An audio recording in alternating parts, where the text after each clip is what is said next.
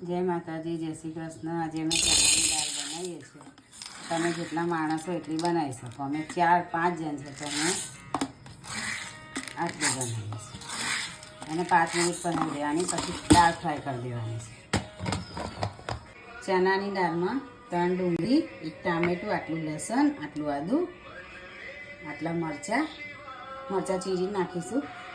લસણના આદું કૂટી કાઢીશું। 2 ચમચ તેલ મૂક્યું છે અંદર। હવે એમાં આ જીરું નાખીશ, આ તેજ પત્તા, આ લાલ મરચું, આમ કે દાલચીની, પછી લવિંગ, ઇલાયચી, 2-3 કાળા મરી,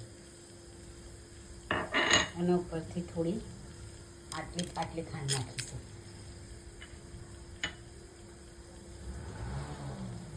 હવે બધું તતરી જાય ત્યાર પછી આ ડુંગળી કાપી છે એ મેં એડ કરીશ।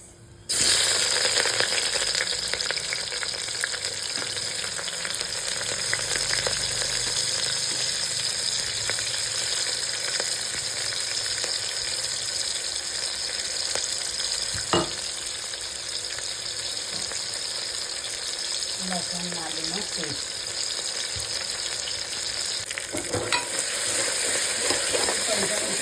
ડુંગળી થોડી બ્રાઉન થાય ને ત્યાં પછી ટામેટાં નાખવાના, પછી બધો મસાલો,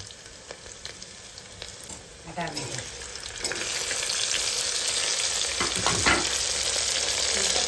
1 ચમચી હળદર, 1 ચમચી ધાણા પાવડર, 1 ચમચી મરચું,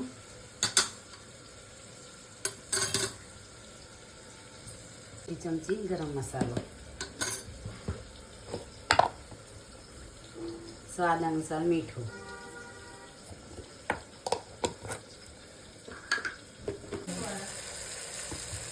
આ મસાલો સરસ શેકાઈ ગયો છે, એનું તેલ છોડવા લાગ્યું।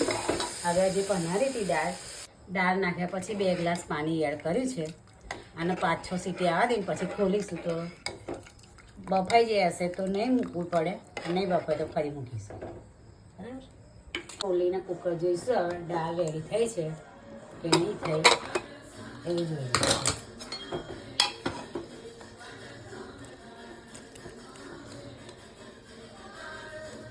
રેડી થઈ ગઈ છે